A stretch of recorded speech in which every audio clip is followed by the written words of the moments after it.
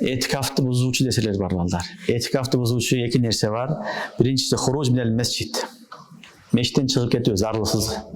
Hiçbir üzdürü sebep çok meşten çıkıp ketiyor etikafты buzat. Sebep etikaf kılan adam meşitte gana oturam deb niyet kılat. Meşten sırtkaga çıkan olmaydı. Bir gana insanın zarıçılığa çıksa oladı.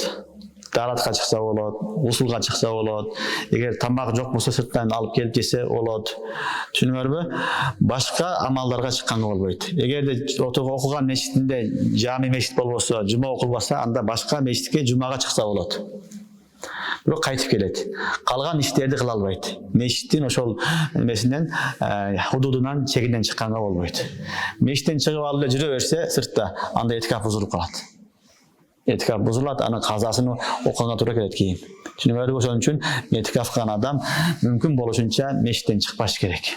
Meşten çıkar zaman üzüsüz çıkıp жүрө берсе anda buzulат. Albatta meşten çıkkanda cami meşitke barıp cuma okusa, cumadan okup ketkanda birөө менен көрүшүп, жолугушуп калса жолдо. Түшүнүңөрбү? Жолоочу болуп туруп зыярат кылып өткөзсө ал жайыз боло берет.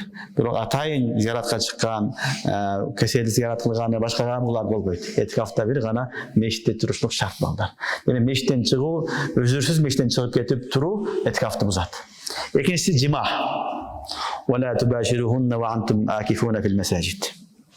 Cima kılуу, ayal menen koşuluu bul dagın ne kılat? Etikafты buzat. Düşünüyorsunuz mu? Negisinden mına uşul iki nerse etikafты buzat. Birincisi meşitten zarılsız yok, hacatı yok meşitten çıkıp ketүү. İkincisi ayal menen koşuluu cima.